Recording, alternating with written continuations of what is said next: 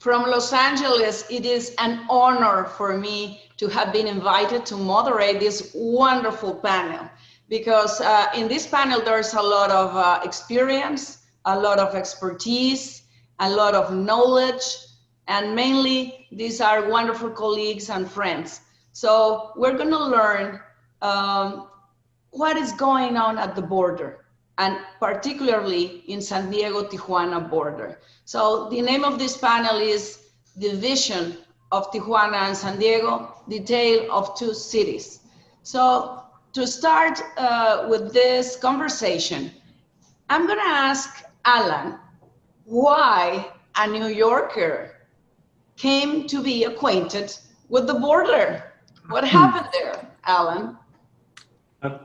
Thank you, Ambassador Celorio, and I'm delighted to be here with our colleagues to look forward. But permit me, in response to your question, to actually go back almost 30 years now to where I think it all began.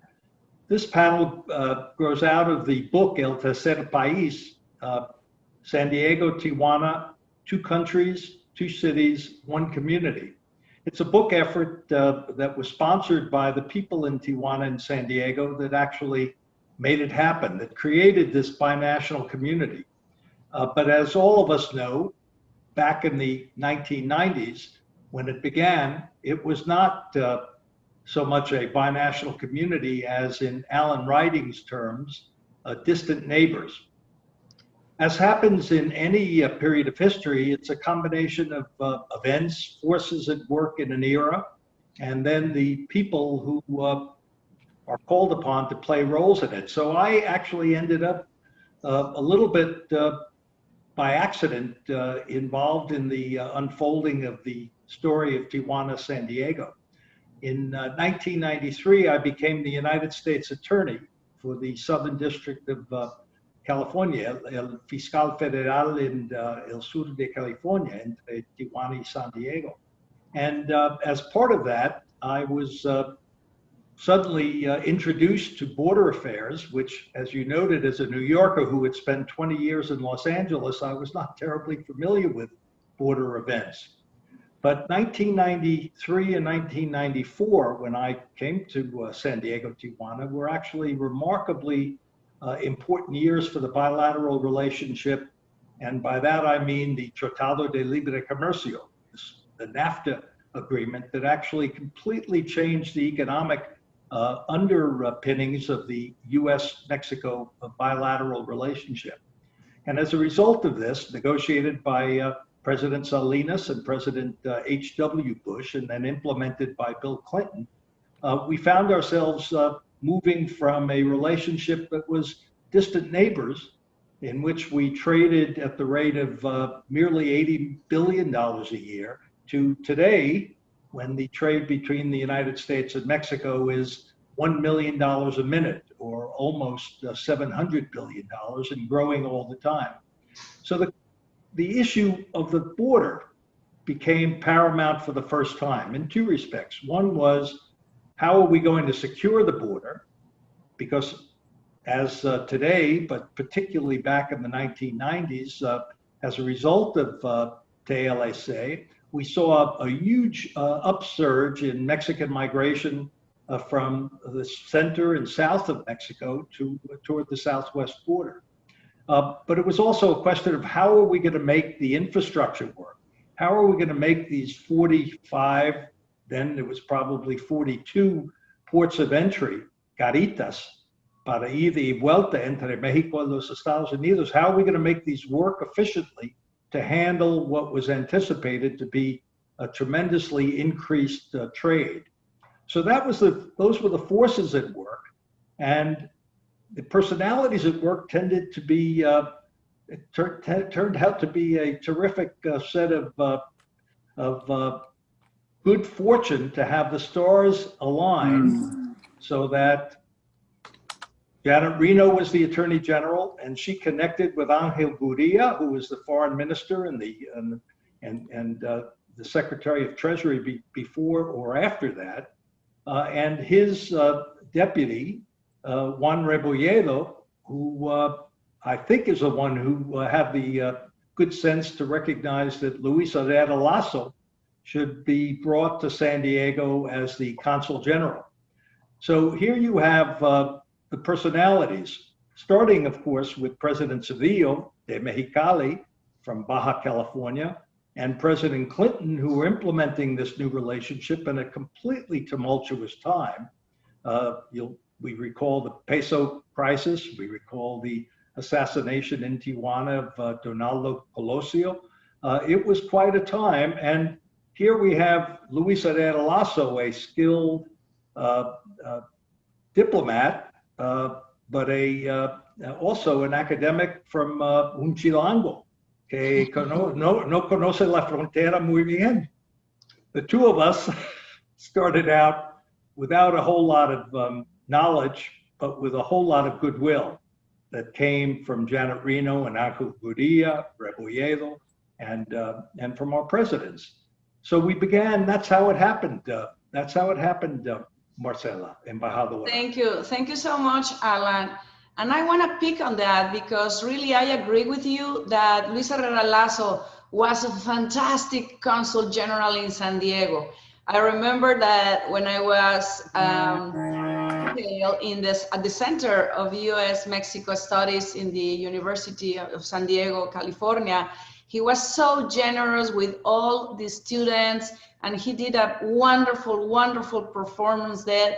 So I would like to ask you, Luis, from the Mexican perspective, how was this beginning of the 90s or mid-90s that you were there and you started collaboration with the U.S. authorities? Muy buenos días a todos, embajadora. Qué bonitas palabras, me conmueves, inmerecidas por supuesto. Es un gusto estar con ustedes esta mañana. Y bueno, retomando lo que decía Alan Bersin hace un momento, creo que se dieron una serie de circunstancias, coincidencias que hicieron muy favorable el escenario para quienes teníamos responsabilidades en la frontera. Déjenme ponerlo así. Teníamos, por un lado, tienes los retos que hay que enfrentar, por otro lado, tienes la voluntad o no voluntad política para enfrentarlos, y finalmente tienes o no el andamiaje institucional para hacerlo. ¿Cuáles eran los principales retos que enfrentábamos en ese momento? Yo comenzaría por 3 retos. El primer reto era la repatriación segura y ordenada de, en su mayoría mexicanos, pero sin duda un número, pues a veces importante, de centroamericanos, sobre todo, que estaban infiltrados en las tropas de mexicanos de Estados Unidos. Ese era un tema muy delicado, y complicado, y creo que ahí fue uno de los temas en donde la voluntad política de ambas partes resultó fundamental para poder llegar a un esquema en donde la devolución segura y ordenada, primero que nada de los niños eran dejados en la frontera en cualquier circunstancia. A partir de ese momento los niños eran entregados al Consulado de México, todos los menores. Las mujeres, que las dejaban en cualquier lado de la frontera, a partir de la cooperación que surgió en ese momento, eran devueltas en un horario, en un solo sitio, que era el puerto de Otay. Y el resto, los hombres que eran devueltos por el puerto de San Isidro. Y además la coordinación con las instituciones mexicanas para estas devoluciones, con las instituciones gubernamentales, civiles y religiosas, por cierto, que tenían los albergues en Tijuana. Para mí ese era el reto, uno de los primeros retos y más importantes en el que logramos mucho avanzar. Y logramos mucho avanzar gracias a la sensibilidad que tuvieron las autoridades locales, y debo reconocerlo, encabezadas por Alan Bersin, para el poder avanzar en ese objetivo. Nuestro segundo gran reto eran los cruces, la facilitación de los cruces, que resulta ciertamente complicada en San Diego, Tijuana, el puerto de mayor circulación de autos y personas en el mundo, el puerto internacional de mayor circulación. Y bueno, igual, o sea, estábamos enfrentando tiempos de espera de 3 horas. Empezamos a trabajar conjuntamente, y pues no lo van ustedes a creer, pero en el año del 96 logramos que en el punto pico del día el tiempo de espera para los vehículos no fuera más de 15 minutos. Y logramos hacerlo, y hay testigos, y hay evidencias de que sucedió. O sea, ¿qué quiere decir? Cuando yo llegué a San Diego había 12 puertas abiertas de 24. Cuando hablamos de esto había 22 puertas abiertas. El número de agentes. O sea, todo esto que fue resultado de la voluntad y la cooperación del otro lado de la frontera. Y ciertamente de la coordinación de muchas autoridades, ¿no? Y yo creo que ahí sí, pues lo que tuvimos como nuestra responsabilidad en nuestra parte del juego, Alan y su servidor, fuera precisamente la coordinación de autoridades de ambos lados de la frontera para alcanzar estos objetivos. Y finalmente termino con el tercero. Esta lista no es exhaustiva, por supuesto, que es la cooperación. ¿Cómo le hacemos? ¿Cuál es el mecanismo con el que trabajamos? Que era el mecanismo de enlace fronterizo. El mecanismo de enlace fronterizo, que cuando Alan y yo llegamos a la frontera, era un mecanismo federal. Nada más había autoridades federales y nada más era para ver emergencias. Le quitamos la parte de emergencias, le quitamos la parte federal, integramos autoridades estatales, municipales y representaciones de la sociedad civil en función de los temas que teníamos que tratar. Y entonces ese mecanismo de enlace fronterizo se convirtió en un grupo permanente de trabajo. Pero no solo eso, no solo para ver migración y facilitación de cruces, para cooperación en temas judiciales, para cooperación en temas ambientales, para ver cómo coordinábamos mejor la entrega del agua, etcétera, ¿no? Entonces, ese mecanismo es la coordinación institucional. Entonces, teníamos los problemas, pero teníamos la voluntad política de avanzar y fuimos construyendo el andamiaje institucional para hacerlo. Ahí yo dejaría mi primer comentario, embajadora. Espero que quede claro. Definitivamente, Luis, me encantan tus comentarios porque me obligas a decir lo que siempre digo, que la función consular no es una ocurrencia, no es algo que de repente, no estamos inventando el hilo negro. La función consular tiene más de 100 años y todo esto tiene un proceso y un desarrollo. Entonces es muy importante recordar lo que se estaba haciendo en esos años para ver lo que tenemos ahora. Entonces yo creo que a nivel de autoridades, esa interlocución, esa voluntad política, ese gran campeón que era Juan Rebolledo, que fue uno de mis mejores jefes, que tuvo la visión de tener estos mecanismos de enlace fronterizo, que aunque ya no los tenemos, sí sentaron las bases para esa interlocución que continúa y que se profundiza. Pero ahora me gustaría pasar, porque no solamente desde el punto de vista oficial o de autoridad, sino que tenemos a un gran académico, al doctor Jorge Schiavon, que él no solamente escribe y está en este mundo del abstracto, imaginando cómo pueden ser las cosas, sino que él también ha vivido la frontera, ha estudiado ahí, y me encantaría que nos comentaras, Jorge, cómo llegaste y cómo vives tú este fenómeno fronterizo. Muchísimas gracias, embajadora. Realmente es un honor y un privilegio participar en este panel, no solo con grandes expertos, sino con queridos amigos. Pues justamente hay un dicho mexicano que dice que si quieres conocer a Andrés, vive con él un mes. Yo me atrevería a afirmar que si quieres conocer la frontera, hay que vivir ahí la vida entera. Y realmente, para un chilango como yo, la frontera se hizo parte de mi vida cuando fui a hacer mis estudios de doctorado justamente a la Universidad de California en San Diego en 1995. Yo como chilango estaba interesado en entender la relación México-Estados Unidos y obviamente tenía una visión muy centralizada de la misma desde Washington y la Ciudad de México. Error y error garrafal. Cuando llegué a la frontera a hacer mi doctorado a UCSD y además también trabajar muy cercanamente con el Center for U.S. Mexican Studies que había creado Wayne Cornelius, entendí la enorme complejidad de la relación bilateral. Y ahí entendí que si uno realmente quiere ayudar a un mucho mayor entendimiento entre nuestros dos países y por lo tanto facilitar la cooperación bilateral, tiene que entender la complejidad de la relación no solo entre las dos capitales, sino entre cada uno de los actores relevantes que hay en la relación bilateral. Y desde entonces, y llevo ya 25 años trabajando en esto, porque esto era 1995, empecé a trabajar esta idea de la diplomacia multinivel, que la diplomacia multinivel es justamente esta estrategia que sigue la Cancillería mexicana para aprovechar una realidad fundamental del sistema político estadounidense. El sistema político estadounidense es uno de los sistemas políticos más democráticos, sí, pero al mismo tiempo más porosos económica, política y socialmente, con una cantidad de pesos y contrapesos que permiten que las decisiones de política pública no solo se tomen en Washington, sino que más bien en Washington se toman, pero no solo por el Ejecutivo, sino por las diferentes ramas o secretarías de Estado, también por el Ejecutivo y también por el Judicial. La parte importante que aprendí en San Diego es la parte multinivel. No solo es relevante la actuación de Washington, sino de los estados y también de las ciudades, y particularmente a nivel de la franja fronteriza.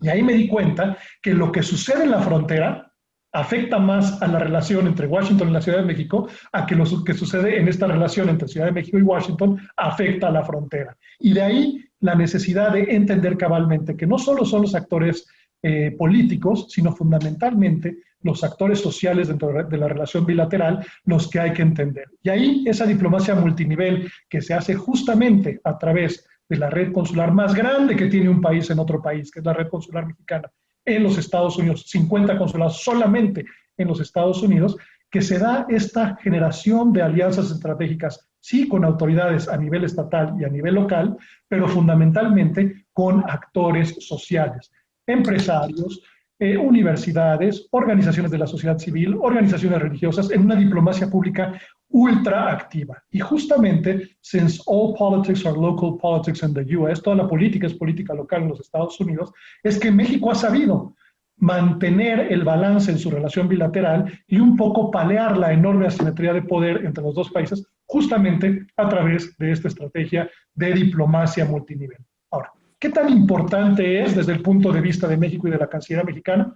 Importantísimo. Dicen que en política, y yo diría que en el amor también, las prioridades se miden en presupuesto.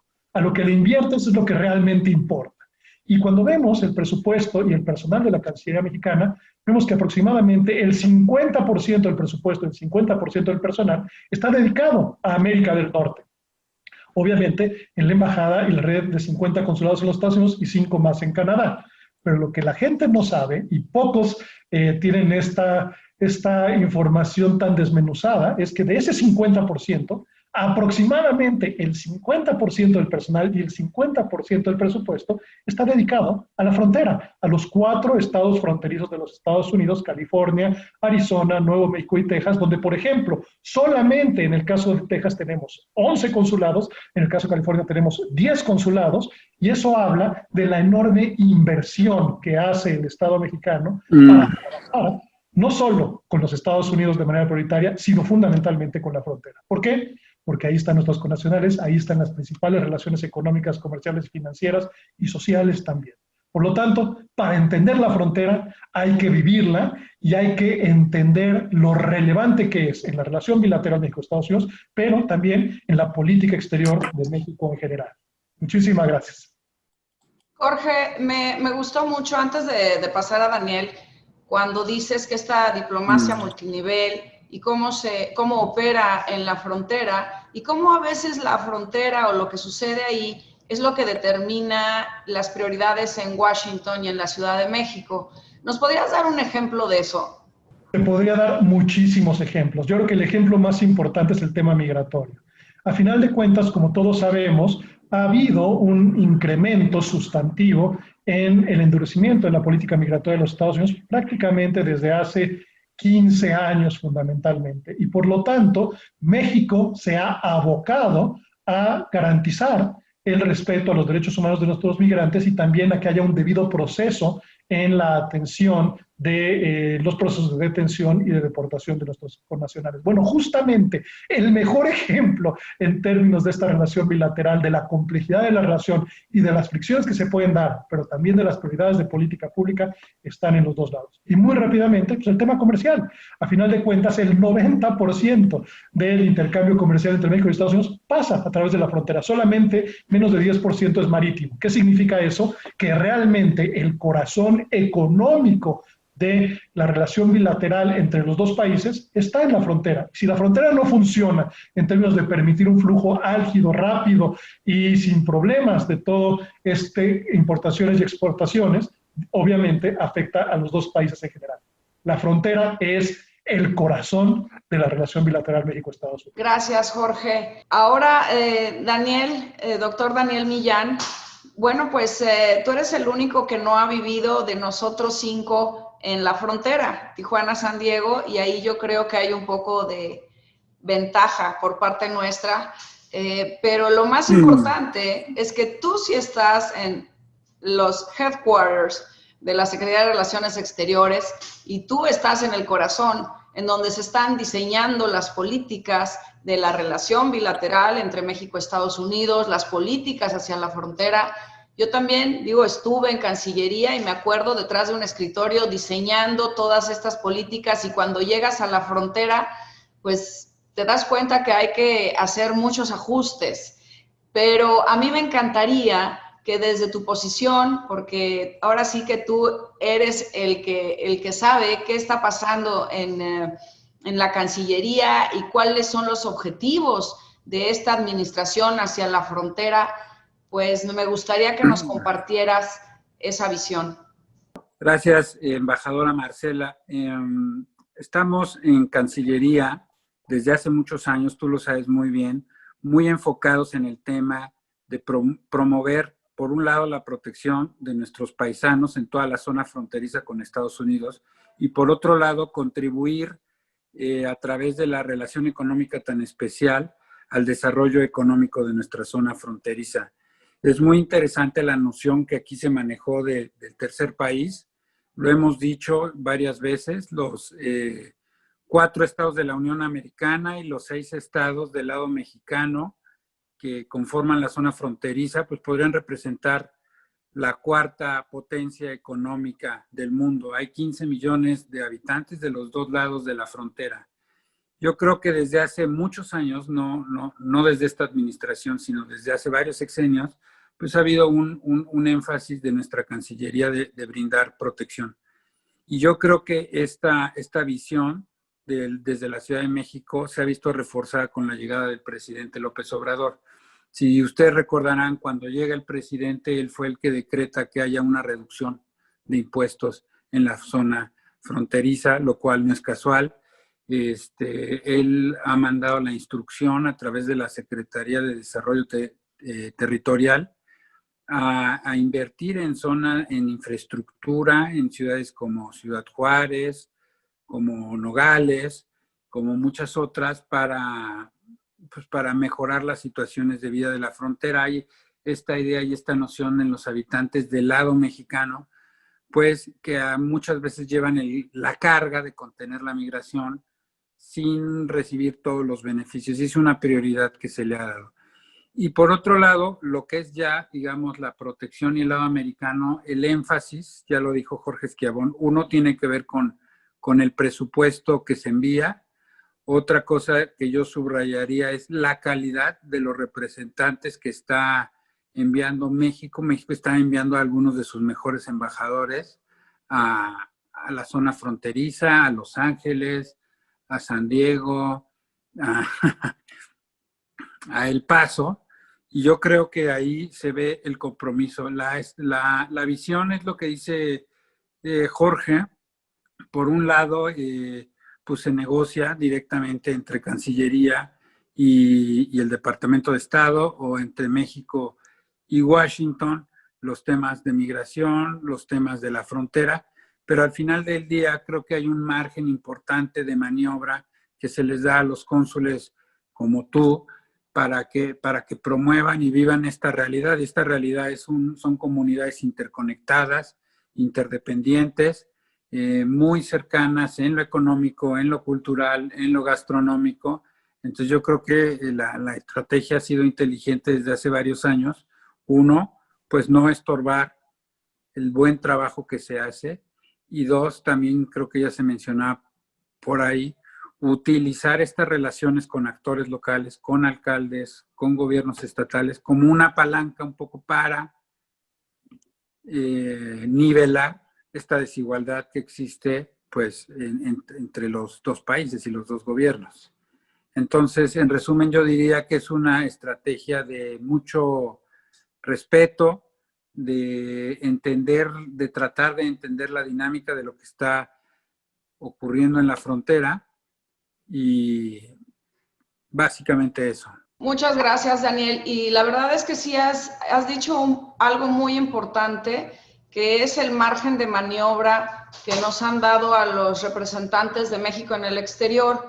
Y ahí me gustaría que Luis comentara un poco de ese margen de maniobra, porque el puesto es mucho, le imprimes tu personalidad y tú lo decías, Luis, the relationship that you build with Alan Bersin and everything that you accomplished, the political will that you have.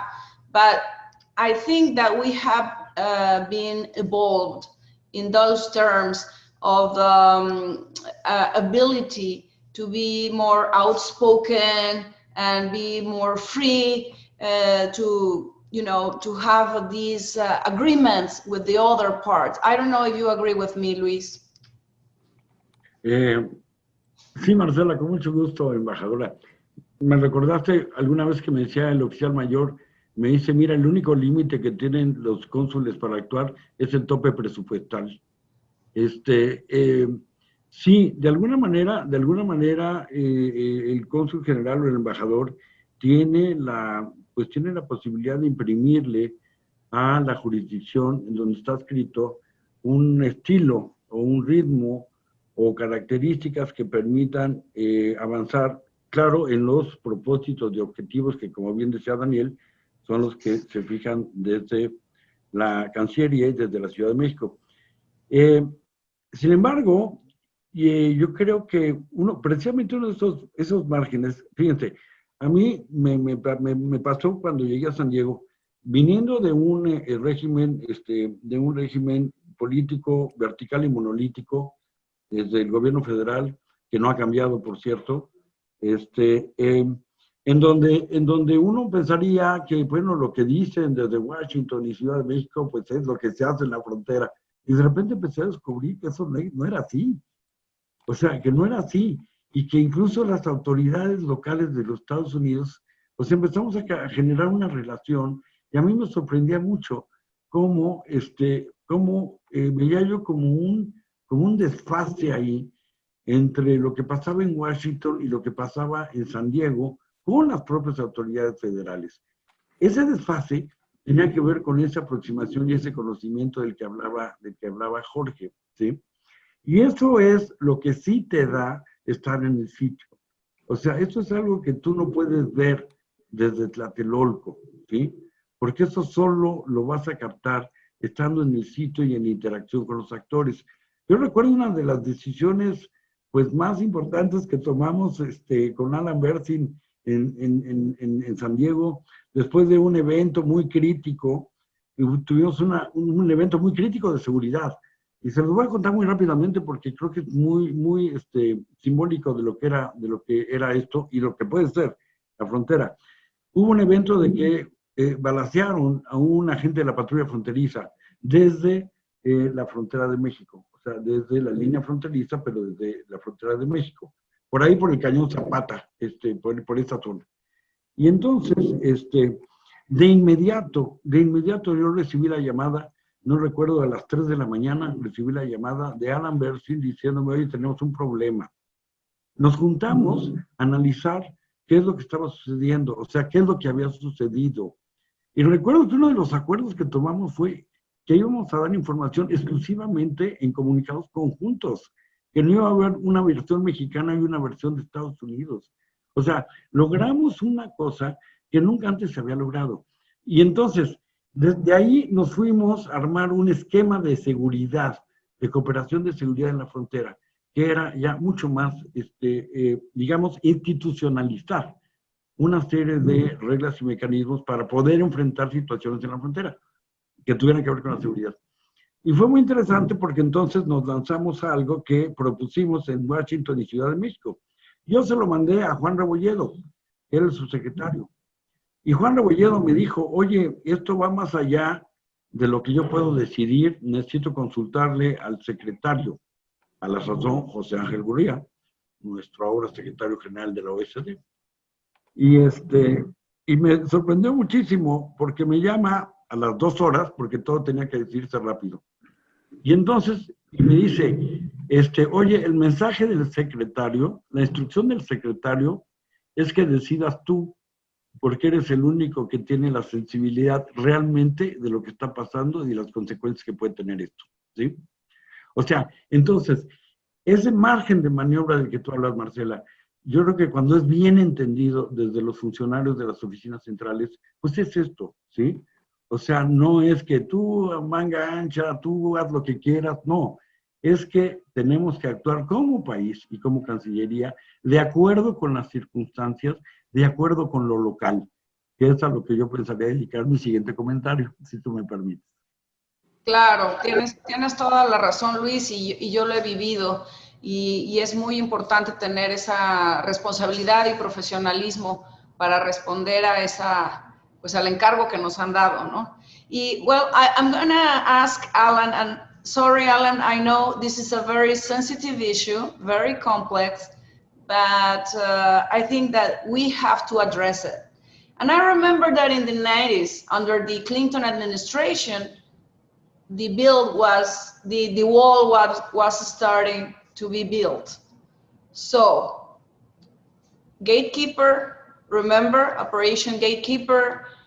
So what is the difference with the wall or the fence that you built and you start building in the 90s to the one now in the 21st century? So it's a question of symbolism and functionality. I think, when I was both working with Luis as the U.S. Attorney and the so-called border czar under Janet Reno, and then when I came back in the Obama administration, we actually built 700 miles of fencing and barriers. But in each case, it was done in a way that was geared to the circumstances of the locality. And it always had a strategic and a tactical purpose in terms of moving people away from the large cities. That had certain consequences, to be sure, but there was always an element there of what purpose is it functioning in terms of migration control and to a lesser extent, the bilateral relationship between our countries.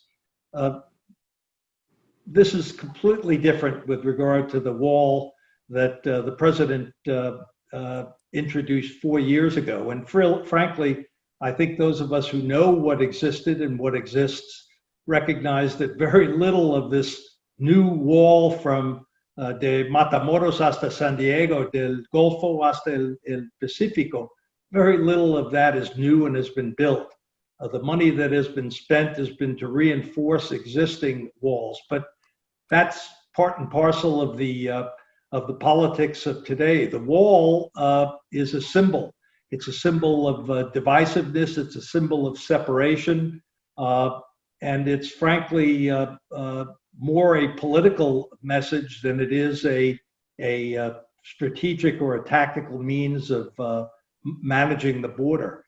Completely different from where we were. And then I guess I have an equally sensitive question to ask back, Embajadora, to you and Danielle and Jorge and my brother Luis, which is we always accomplished everything. When you, Marcela, were the consul, as Luis before him, we always accomplished it by means of dialogue, by means of talking through the problem and problem solving. And while I must tell you that the relationship between our two presidents today is remarkable, I get the impression that it's not the function of dialogue and discussion as much as it is a recognition by both smart and intelligent leaders of what the political reality is. And while the asymmetry in the relationship has always existed, it seems to me that the long-term relationship requires the kind of diplomacy that you and Luis and Jorge and Danielle were talking about. Because in fact, it's only this whole story of San Diego, Tijuana, this idea of the local relationships actually shaping the federal relationship after decades and decades when the reverse was true, totally a function of trust and confidence. Totally a function of la voluntad político, pero de buena fe. And that's what I would say. To the extent we face a problem today, and whatever happens in the future in the United States, we have to go back to a situation in which these are mutually determined means and methods, rather than an exercise by one side or the other, frankly, of raw power. Indeed. So we all agree that we need infrastructure, because we need to manage the border. Because if you remember, Alan, in 2018, we have these unprecedented caravans, migrant caravans. And I think that if you take a look along the border, we were more efficient in San Diego, Tijuana to address the issue without violation of human rights and preserving el flujo de personas y de bienes. So what is, because in the collective mind, there is that if we talk about a fence or a wall, is something in nature is wrong. But then we really have to be able to send the correct message that we do need to manage the border. So how can we do that, Alan?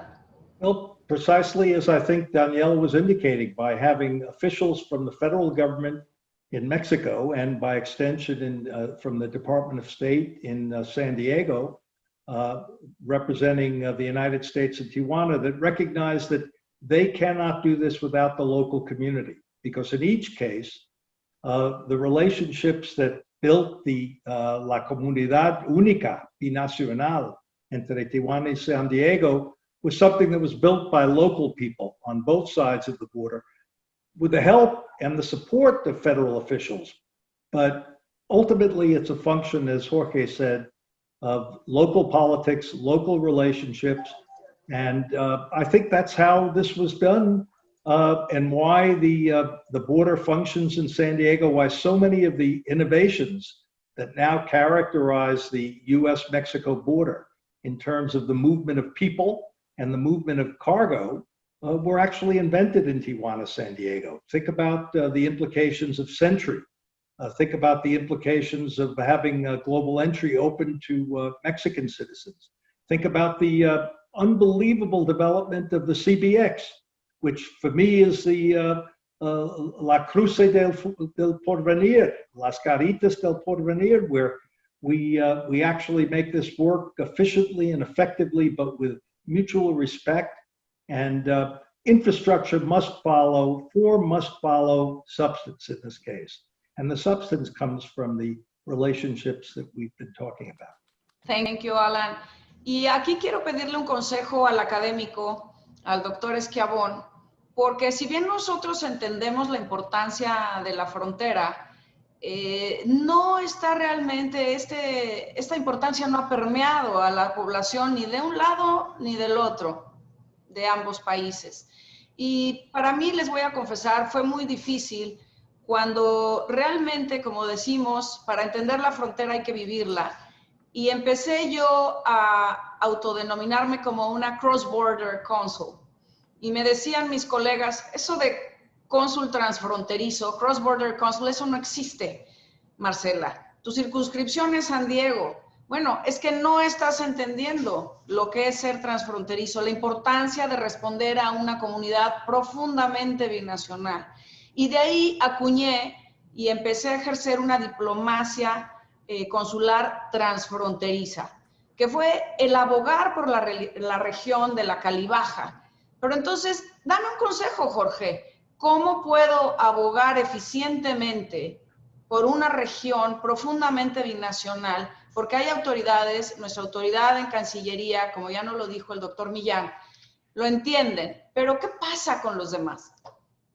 Bueno, va a ser como querer enseñarle matemáticas a Einstein, porque realmente la experta que lo ha hecho, lo ha vivido y de carne propia lo ha avanzado eres tú.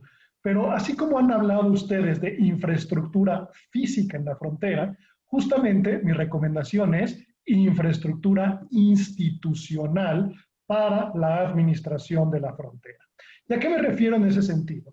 Realmente, para la solución de los problemas del día a día de la frontera, está muy bien, como ya nos adelantaba Luis y también tú, embajadora, que haya esa relación personal de confianza. Pero las personas cambian, y más en el servicio exterior mexicano, y lo que sí se tiene que lograr es dar el paso adicional hacia el blindaje de los mecanismos de cooperación que ya existen a nivel transfronterizo, justamente para la creación de esta infraestructura institucional para la administración de la frontera. Cosas tan sencillas como el CBX. El CBX es infraestructura física que refleja infraestructura administrativa y una cooperación justamente para proveer libre movimiento, por así decirlo, del aeropuerto de Tijuana hasta San Diego a través de este puente.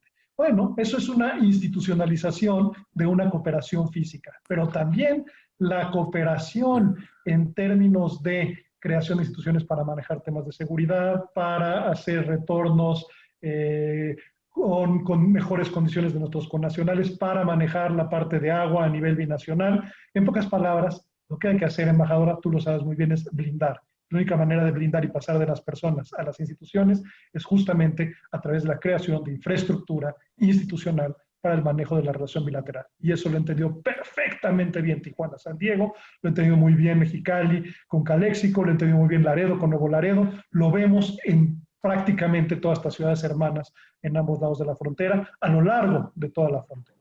Hablando de esa infraestructura institucional, y lo comentó Luis Herrera, y me gustaría, Luis, que abundaras en eso, los mecanismos de consulta al interior, los mecanismos de enlace fronterizo, fueron realmente un acierto de la política exterior de México en su relación con Estados Unidos. Porque nos puedes explicar, tú lo conoces, lo viviste, era esa oportunidad del funcionario precisamente haciendo caso omiso de la simetría, en que los funcionarios nos sentábamos tete a tete con el estadounidense y podíamos decir lo que estaba pasando y lo resolvíamos. Cuéntanos, Luis, un poco de eso. Claro, Marcela, bueno, la verdad es que han dicho cosas tan interesantes que es difícil acotar el comentario. Fíjate que tú comentabas algo que pues, obviamente a mí me tocó vivir. Yo les decía, soy de los pocos diplomáticos en el mundo que todos los días que todos los días regresa a visitar su país, ¿sí? O sea, cuando yo salí a San Diego de cónsul general, alguien me dijo, sabiamente, y en el momento que me lo dijo no lo entendí tan claro como después, me dijo, oye, que te quede claro, tú no eres cónsul general de San Diego nada más, eres también cónsul general de Tijuana. En Tijuana la gente espera que lo atiendas. Y efectivamente eso era.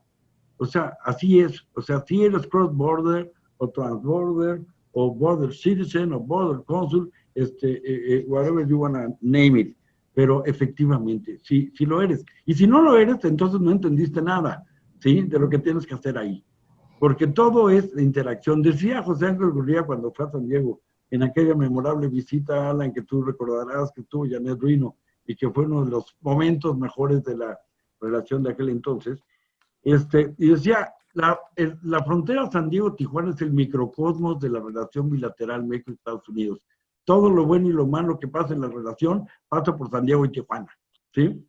Lo cual, ¿qué significaba? Significaba que había que enfocar la atención para encontrar soluciones o modelos de solución a los problemas precisamente en los lugares en donde estos problemas se estaban manifestando. Porque no originando, los problemas de la frontera se originan de las políticas generales, de las políticas desde los estados, que va más allá de los gobiernos, porque se originan de las fronteras políticas, ¿verdad? Pero eso no va a cambiar, por lo menos de aquí que permanezca el virus del coronavirus, ¿verdad? No va a cambiar que estemos divididos en Estado-Nación. Entonces, ¿qué tenemos en la frontera? La administración de la frontera y la forma de administrar la frontera. La infraestructura evidentemente es fundamental. La tecnología de la que se puede disponer para hoy en día es fundamental para mejorar y agilizar cruces y para facilitar todos los objetivos de la frontera. Sin embargo, y con esto termino, Marcela, lo que sí es muy grave es la politización de los temas de la frontera. En el momento que tú politizas los temas de la frontera, en ese momento sí le estás haciendo un gran daño a las comunidades fronterizas y a la relación entre los dos países. Y eso es lo que está sucediendo. Y con todo respeto, o sin él, pero el señor Trump en Estados Unidos se ha dedicado a politizar el tema de la frontera en favor de una agenda política que, tenga razón o no, esto le ha pegado muchísimo a la frontera. Y tú lo vives y tú lo ves mucho más de cerca. Marcela, a ti te tocó ser cónsul, de cómo esto impacta y afecta a la frontera. Entonces, politizar la frontera me parece uno de los peores errores que puede cometer cualquiera de los dos gobiernos. A lo mejor no contesté tu pregunta, pero bueno. Sí, muchísimas gracias. Y bueno, antes de pasar, doctor Millán, contigo y retomar este tema, Alan tenía un comentario. Gracias, embajadora. So I wanted to comment quickly on Jorge's point about institutionalization and then on Luis's last point. So the fact is, it was very frustrating after Luis and I and the many officials were there for 5 years building this up. It really, in the first years of the Fox Bush administration, a lot of the local cooperation, the committees that had been formed, the interaction stopped taking place. But Jorge, I think, and I've often said to myself, don't we need more institutionalization of the border? But I think, in fact, the history has demonstrated, unlike the European Union, which is a bureaucratic phenomenon, politically determined, the beauty of the frontier, of la frontera, of the border, is that you saw people came on afterwards to make it happen. Marcela came in, Remedios came in, Gomez Arnaud after, and somehow it has always continued. And Luis, you're right. While the politicization of the border in the Trump administration was regrettable, the fact of the matter is that President Trump could not walk away from NAFTA. He could not walk away from Mexico. And indeed, and who would have predicted that President López Obrador, President Trump, would have the kind of meeting that they had in Washington on July 8th?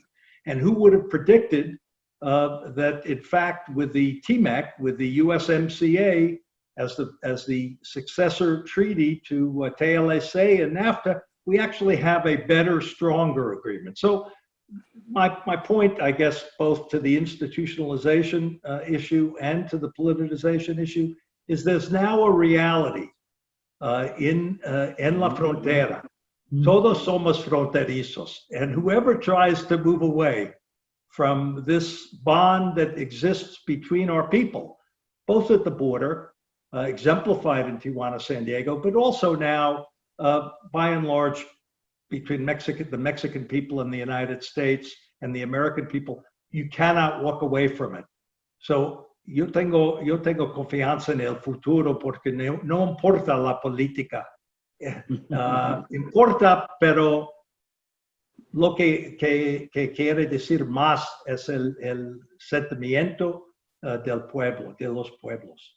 Muchas gracias, Alan. Y aquí, doctor Millán, me gustaría que nos comentaras precisamente de esta política pragmática de la administración. Porque dice Alan, es que no hubiéramos pensado. Yo creo que así como otras administraciones, podríamos decir, we have played en el lado correcto de la historia. Y si uno de los objetivos de los gobiernos pues es preservar y buscar el desarrollo y el bienestar de nuestras poblaciones. Y creo que si nos puedes compartir el punto de vista de esta administración con una política pragmática respecto a Estados Unidos. Pues muchas gracias, embajadora. Mira, lo que te puedo decir o lo que quisiera instarlos es a que recordáramos cuáles eran las predicciones cuando el presidente López Obrador fue electo. Decían, bueno, este va a romper con Estados Unidos, se van a llevar muy mal por la personalidad de Trump. Incluso había muy sombríos pronósticos de lo que sería la relación México-Estados Unidos, lo que ciertamente preocupaba pues a la gente que nos interesa mucho esta relación y que la valoramos y que la compartimos. Yo creo que la calidad de relación que tiene Estados Unidos, que tiene México con Estados Unidos, ha sido poco valorado quizás por los observadores. Si nosotros pensamos en las disputas comerciales que están teniendo lugar, por ejemplo, entre Estados Unidos y sus aliados tradicionales, a las diferencias que hay en diferentes temas. Y finalmente, yo creo que el presidente y el canciller han sido muy hábiles en encontrar un terreno común con Estados Unidos y encontrar la manera de tener una muy buena relación. Y la buena relación no es un fin en sí mismo. La buena relación es la que permite poder proteger los intereses de México y de los mexicanos, cosa que ustedes hacen todos los días, y de promover los intereses de nuestro país, por supuesto de nuestras diásporas, pero también pues nuestros intereses comerciales. El canciller Ebrard lo ha dicho, y tú lo recordarás, Marcela, no tenemos que coincidir en todo. En muchas cosas pensamos muy diferentes. Por ejemplo, en el tema de migración, pues nosotros defendemos los postulados del Pacto de Marrakech, que postula una migración ordenada, segura y regular. Creemos que el origen de la migración es la falta de oportunidades para el desarrollo, y por eso estamos invirtiendo en Centroamérica con nuestros propios recursos, y por eso estamos promoviendo que haya inversión en las zonas expulsoras en Centroamérica y en México. Pero bueno, pues también entendemos que existe una realidad, que vivimos con un país junto a un país que es muy importante para nosotros, y no solo es muy importante y es hogar de a lo mejor un 20% de nuestra población, si contamos primera, segunda y tercera generación, sino que también es un país pues mucho más poderoso, con una economía más grande. Entonces yo creo que la política exterior de México a Estados Unidos ha sido muy valiosa, porque ha logrado preservar los intereses de México, defender el interés nacional, encontrando espacios comunes, encontrando una agenda de trabajo y no una agenda ideológica. Y en ese sentido, pues yo creo que ha sido una apuesta inteligente y que los resultados están ahí. Muchísimas gracias, doctor Millán. Y bueno, pues para finalizar, les voy a dar la oportunidad a todos ustedes, ya tenemos muy poquito tiempo, que en 1 minuto, máximo 1 minuto y medio, nos puedan dar una reflexión respecto a la frontera, pero sobre todo propositiva, que podamos realmente ver hacia el futuro, porque la historia es muy importante, pero el futuro lo es más. Y vamos a empezar, doctor Millán, contigo, para terminar con Alan. Ahora vamos a ir al contrario de cómo empezamos. Pues muchas gracias. Como bien dijiste, yo tengo la ventaja y la desventaja de solo ser un visitante en la zona fronteriza. Cada que voy me siento muy feliz, me siento en casa, y me siento sorprendido por la dinámica, por la fuerza de la economía, por la biculturalidad de la gente, por el talento que se vive y se respira en ciudades como la gran ciudad de Tijuana. Decirles que de este lado pues hay el compromiso de apoyar el trabajo que hacen los cónsules, que hacen nuestros paisanos, que hacen las organizaciones de migrantes, y que sepan que aquí cuentan pues con gente que los admira, que los respeta y que son sus aliados. Muchas gracias por el apoyo, doctor Millán, siempre, en lo personal. Gracias. Y en nombre de todo el equipo del consulado. Gracias. Queridísimo doctor Schiavon. Nos guste o no nos guste, México es ya el principal socio comercial de los Estados Unidos, y los mexicanos son la primera minoría dentro de los Estados Unidos. También Estados Unidos es el primer socio comercial de México, y también los estadounidenses son la primera minoría por encima de los centroamericanos en territorio nacional. ¿Qué significa eso? La realidad nos obliga y nos llama a cooperar en beneficio de nuestras sociedades. Ya lo decía Alan, Trump no se pudo ir del TLC porque es enormemente importante para el bienestar de ambas sociedades. yo lo diría lo mismo para la frontera. No podemos obviar la enorme importancia de esta comunidad binacional, bicultural, bilingüe, que se ha creado en este tercer país, que es la frontera México-Estados Unidos, y se va a imponer la realidad. Son tan grandes y tan gigantescas sus lazos y su unión que nada lo va a separar. Muchas gracias, doctor. Mi queridísimo colega, maestro y amigo Luis Herrera-Lasso. Querida embajadora, mira, recuerdo, termino con una historia. 1996, Convención Republicana para Designación de Candidatos de San Diego. Hicimos una campaña, un esfuerzo conjunto con la sociedad de Tijuana para atraer a quienes iban a ir a San Diego a la convención. Y ahí surge Tijuana Innovadora, y por eso lo traigo a colación, porque ahí empezamos a trabajar con Pepe Galicón, Eduardo Gurría y otras gentes de Tijuana, y invertimos muchísimo tiempo, Alan Bersin, aquí presente, y su servidor, en trabajar con las comunidades. Y simplemente quiero decir que las comunidades tienen historia, y esa historia es una historia de cómo entender y cómo hacer mejor las cosas. Y yo les recomiendo, les sugiero a Cancillería y a todos los que están en esto, vayan a ver esa historia, métanse a ver a los actores locales, métanse a ver la perspectiva de las organizaciones, porque igual que la seguridad pública, la frontera funciona mejor solo si los locales están involucrados. Es la única manera. Felicidades a Tijuana Innovadora y me siento muy honrado de estar con este grupo, perdón que lo diga así, particularmente con Alan Bersin, que fue mi socio en aquel entonces, pero ciertamente Marcela, mi colega y amiga, Jorge Schiavon y doctor Millán, un placer estar con ustedes. Muchas gracias, Luis.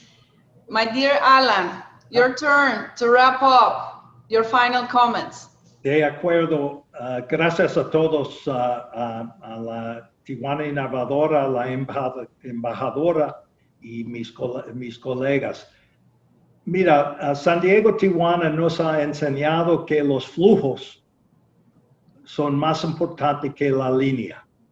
Tenemos que mantener un respeto por la soberanía separados, diferentes, pero más importantes son los flujos de cosas, de personas, de cultura, de historia que ha ocurrido aquí en la frontera entre San Diego y Tijuana. This is the story that's told in El Tercer País. 2 cities in 2 countries that have become one binational community. And I thank you for a wonderful exploration today of how that came to be and what the implications are for the future. Pero es necesario recordar, embajadora, todos somos fronterizos. Así es, y yo soy una cónsul transfronteriza, cross-border consul with a cross-border diplomacy, consular diplomacy. I think it's very important that we have to be aware of that. Quiero agradecerle a mi queridísimo José Galicot por la oportunidad de moderar este fantástico panel con ustedes, que de verdad es un privilegio escucharlos y aprender de ustedes. Muchísimas gracias y me encanta el lema de esta 5ª edición de Tijuana Innovadora, que Tijuana es el futuro, los fronterizos somos el futuro. Muchísimas gracias a todos.